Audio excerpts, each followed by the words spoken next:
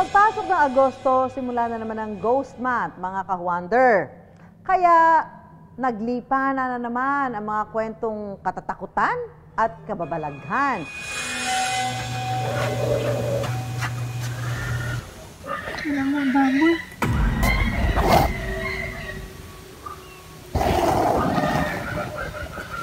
Nahinaway kay baboy.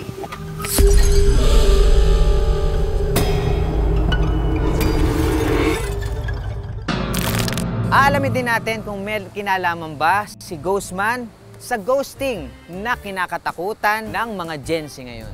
Sa pagkapasok ko, sobrang nagulat ako sa nakita ko. As in, grabe yung pawis ko, grabe yung nginig ko that time. I wonder, totoo ba ang mga pamahiin kapag Ghost Month?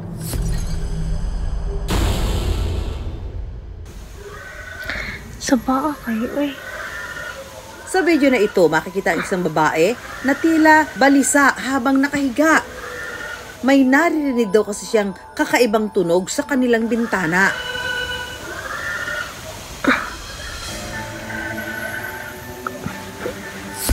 Inala niya, ang kakaibang tunog galing sa isang aswang. Umaaligid at tila nag-aabang. Ang babae kasi sa video, buntis.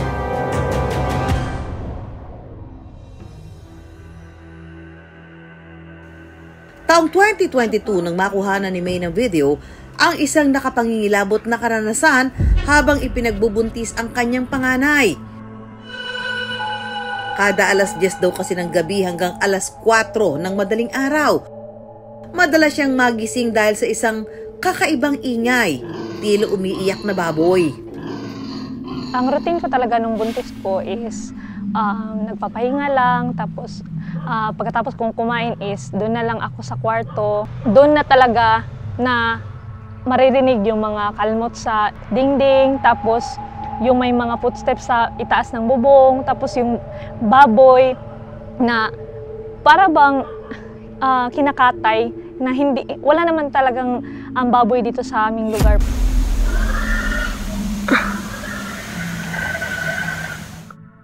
Buwan ng Agosto noon at nasa 3 buwan ng pagbubuntis si May. Hanggang ang tila iyak ng baboy na kanyang naririnig, nadagdagan pa ng mga kalusko sa bintana at lagabog sa bubungan. Sa video na ito, tila nahuli kang paraw niya ang hinihinalang aswang.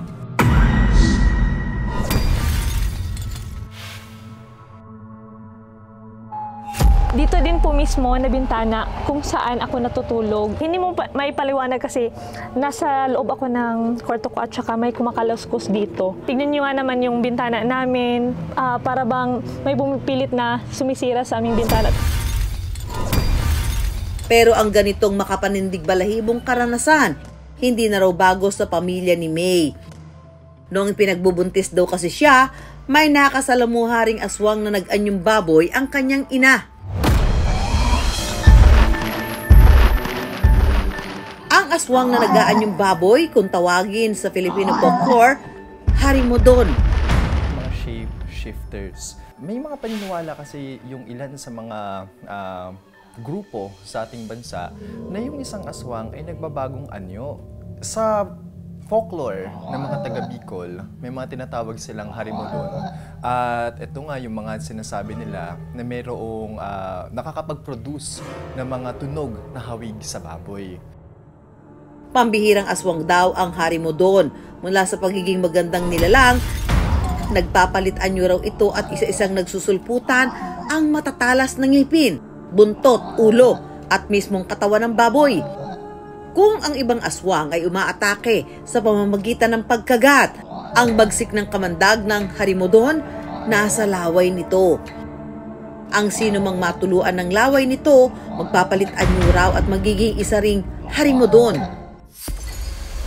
Bukod sa pagtatagpi-tagpi ng mga kwento, ipinasuri rin namin ang mga video ni May sa isang eksperto. Ayon kay Blas Tangkilot, legit at hindi raw edited ang video. Nung napakinggan ko siya, honestly, tumaas din yung balahibo ko eh. Kasi knowing yung scenario na sinabi nga walang baboyan sa area, no, may malapit na kapitbahay na walang naririnig, authentic yung tunog no, na merong animal sound like. And the reason why I know it's authentic is because it blends dun sa background niya saka dun sa scenario.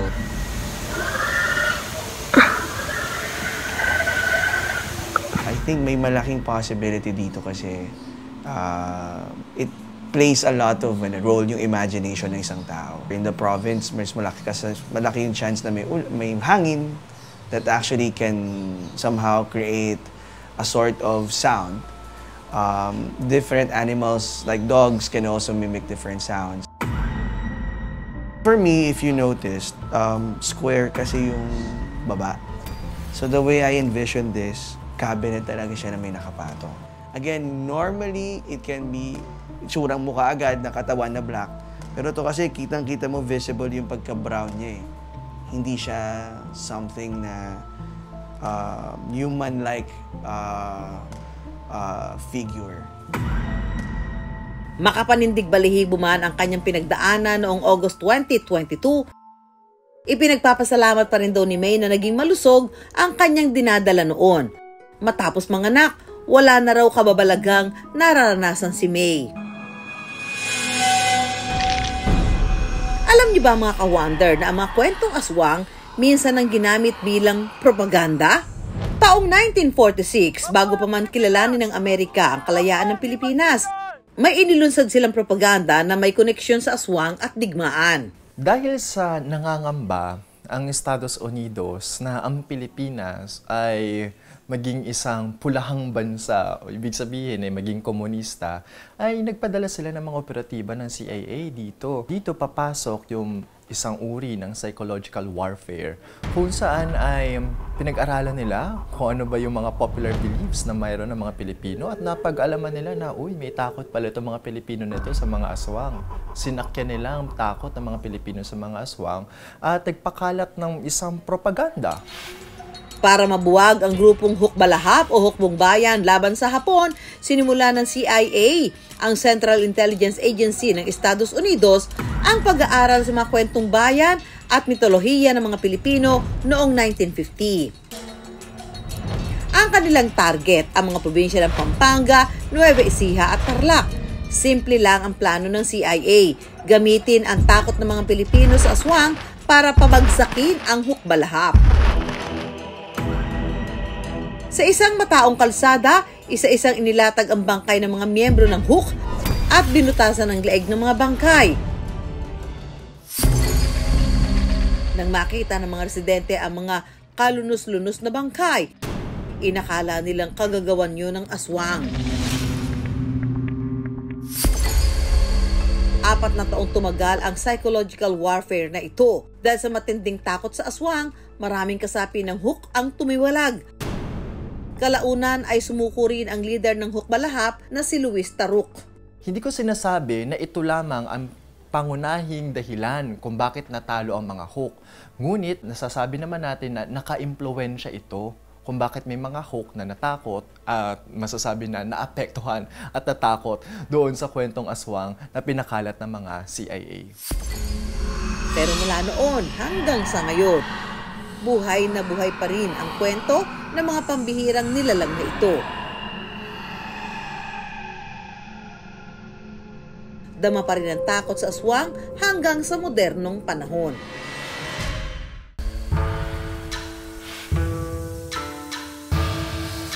Paniwala ng mga Chino, nagsisimula ang Ghost Month tuwing ika-7 buwan ng lunar calendar.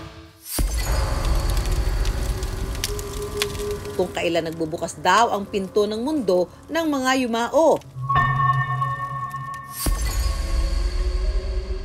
Habang ang kaluluwa ng mga namatay na, bumabalik raw sa mundo ng mga tao hindi para manakot, kundi magpaalala ng kanilang presensya.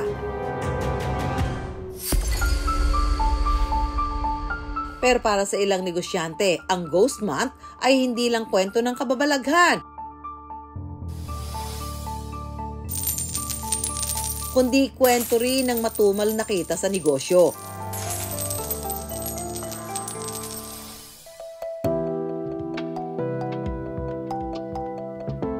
Naranasan daw yan ng ka-wonder nating si Dario. Taong 2016, minana ni Dario sa kanyang tiyahin ng isang mini grocery sa Bulacan. Sa ilang taon niyang pagpapatakbo nito, tuwing buwan ng Hulyo at Agosto, tila may malamig na hangin raw na pumipigil sa kanilang kita. Buwan ng taglakas talaga, January, February, March, April hanggang May, maganda po talaga yung benta namin. Around 50 to 60,000 po yung benta namin. Start ng June, July, August, September, bumababa po talaga yung benta, ranging 30 to 40,000. So doon po namin nakikita na matamlay yung negosyo kasi bumababa po yung benta namin. Kwento pa ni Dario, hindi lang daw basta humihina ang kanilang benta. Tila may dalang malas din daw sa kanila ang ghost month. Pagka normal na araw po sa isang oras, no, usually mga 5 to 10 guests ang meron kami. Pero pagka ghost month po, minsan 3, 4 hanggang 5 customer na lang po yung pumapasok. Totoo man o hindi, wala naman daw mawawala kung susundin niya ang mga pamahiin kontra malas kapag ghost month. Sa pagsasaboy ng asin, umaasa si Dario na mailalayo ang kanyang negosyo sa malas at masasamang enerhiya. August is really observed strictly by the Phil-Chai community because they are thinking that the 7th month of the year is the time wherein the souls are wandering sa earth. Kaya nga, in fact, many economic activities are deferred but not halted because of the ghost month. You know, during August ghost month, there are so many investments that are halted and big spending, particularly in luxury. People are really being cautious about spending because they thought that it's not really a lucky month.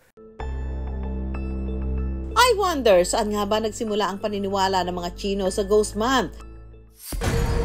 Sa paniniwalang Budismo, minsan na naginip daw ang tapat na alagad ni Buddha na si Mulyan. Sa kanyang panaginip, nilalamon daw ng apoy ng impyerno ang kaluluwa ng kanyang ina. Paggising ni Mulyan na balot ng takot, lungkot at pangungulila, nag-alay siya ng pagkain at naghain ng dasal para sa kaluluwa ng kanyang ina. Dahil sa kanyang sakripisyo, pinaniniwala ang napalaya ang kaluluwa ng kanyang ina mula sa apoy patungo sa liwanag. Dito raw nagsimula ang paniniwala na tuwing ghost month, bumabalik sa mundo ng mga tao ang mga kaluluwa. Meron ding napapailing o tumataas ang kilay kapag naririnig ang ghost month. Pamahiin lang daw ito, hindi dapat paniwalaan. Pero para sa makahuander nating Chino, ang paniniwala nila sa ghost month may mas malalim na pinaghuhugutan. Hindi para manakot,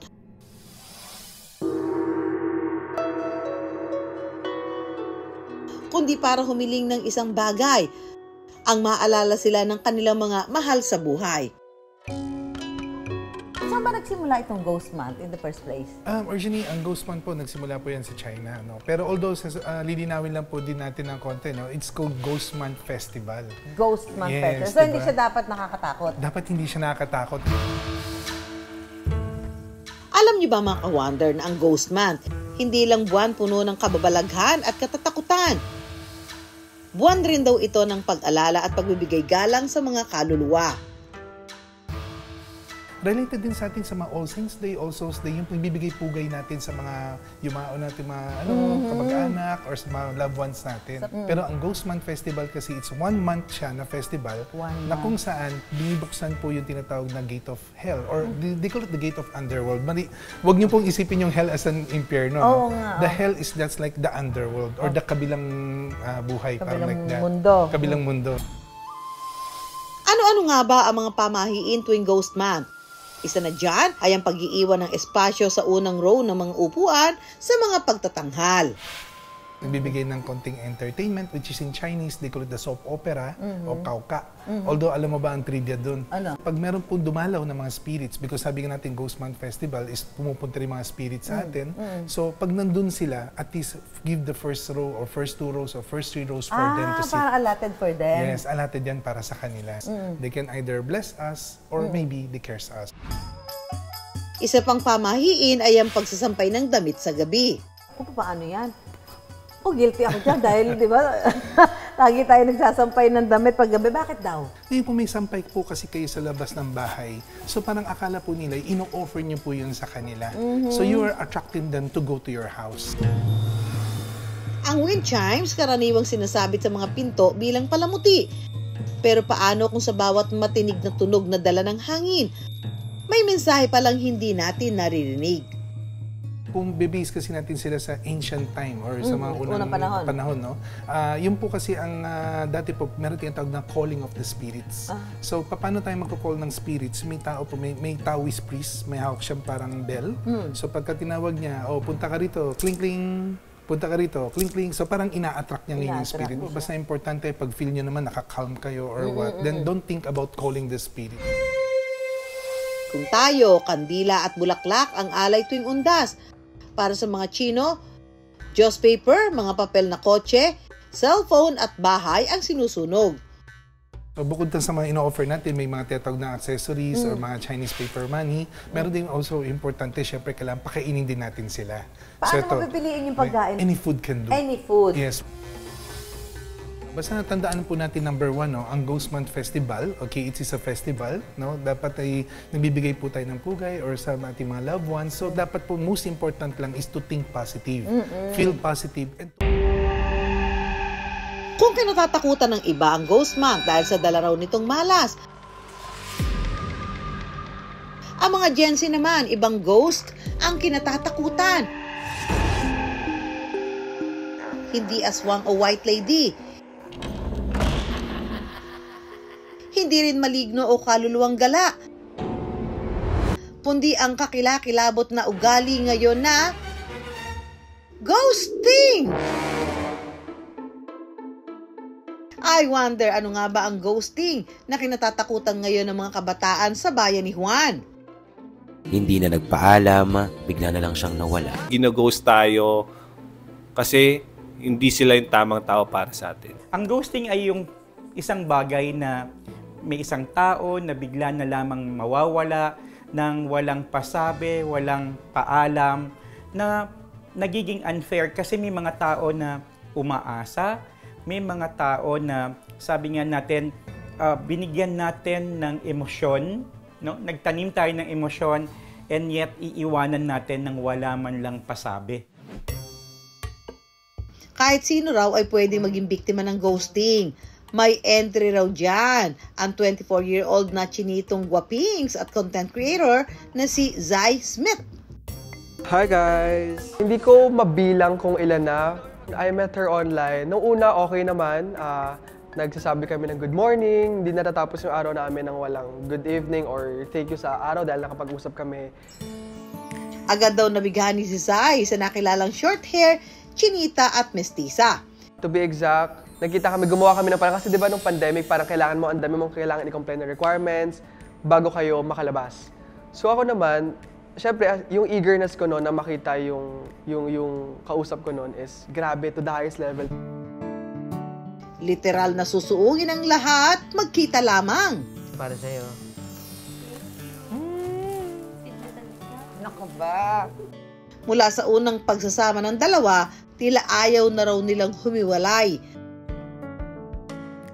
Matapos ang una nilang pagkikita, ang kanilang fairy tale nagpatuloy online. Kamusta ka?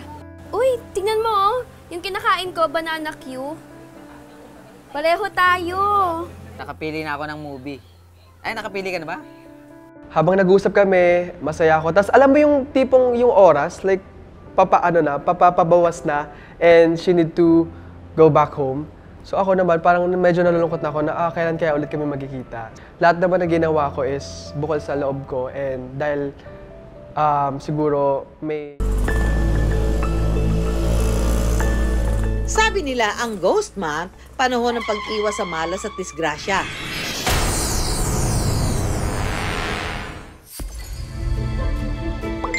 Pero sa makabagong panahon, may isa pang klase ng ghosting na mas nakakatakot pa raw sa multo. Ghosting sa pagitan ng mga puso.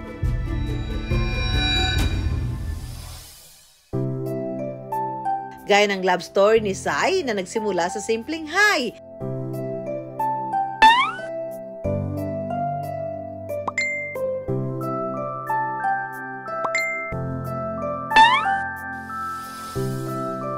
Nadugtungan ng meet-up. Papakilala mo sa akin tatay mo. At more online ligawan.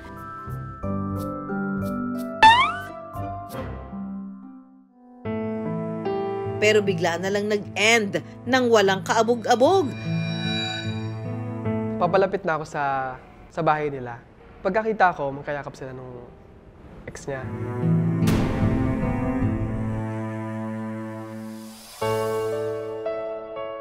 Ako pa yung nag-sorry. Ako pa yung nag-beg sa kanya na, huwag ka na lang dyan, dito na lang. Hindi siya nag-reply. Siguro nagsabi lang siya sa akin na sorry. Tapos, wala na, yun lang. Feeling ko matatawag ko siyang ghosting kasi nag-ghost ako in a way na nag-invest ako ng feelings. Nag-invest ako ng effort, ng time. Nakikita natin na lifetime effect dito ay yung pagkawala ng tiwala ng isang tao na iniwanan. Yung trust ay, sabi nga natin, ino-earn. Pero mahirap siyang ibalik sa maraming tao. Sa panahong easy-easy na ang mang-iwan sa ere, piliin pa rin nating rumespeto sa damdamin ng ating kapwa-tao. Huwag maging multo sa feelings ng iba. Sino ba naman ang gustong maiwan, di ba? Mabuhay ang Pilipinas! Sa bawat pahina ng ating kultura, may iba't ibang hugis ang katatakutan. Mga nakapangingilabot na kwento ng kababalaghan. Mga paniniwala sa malas na pilit itinataboy.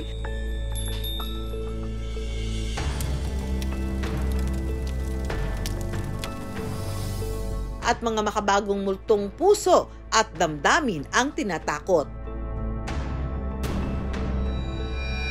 Ngayong Ghost Month, harapin kung anuman ang kinatatakutan at buong tapang na lumaban. Mga ka-Wonder, kung may mga topic po kayo na gustong pag-usapan, mag-email lang po kayo sa iwondergtv@gmail.com. Ako po si Susan Enriquez. I-follow niyo po ang aming social media accounts na iWonder. At ako po ulit si Empoy Marquez. Paano po? Magkita-kita po tayo tuwing linggo ng gabi sa GTV. At ang mga tanong ni Juan, bibigyan namin ng kasagutan dito lang sa I Wonder!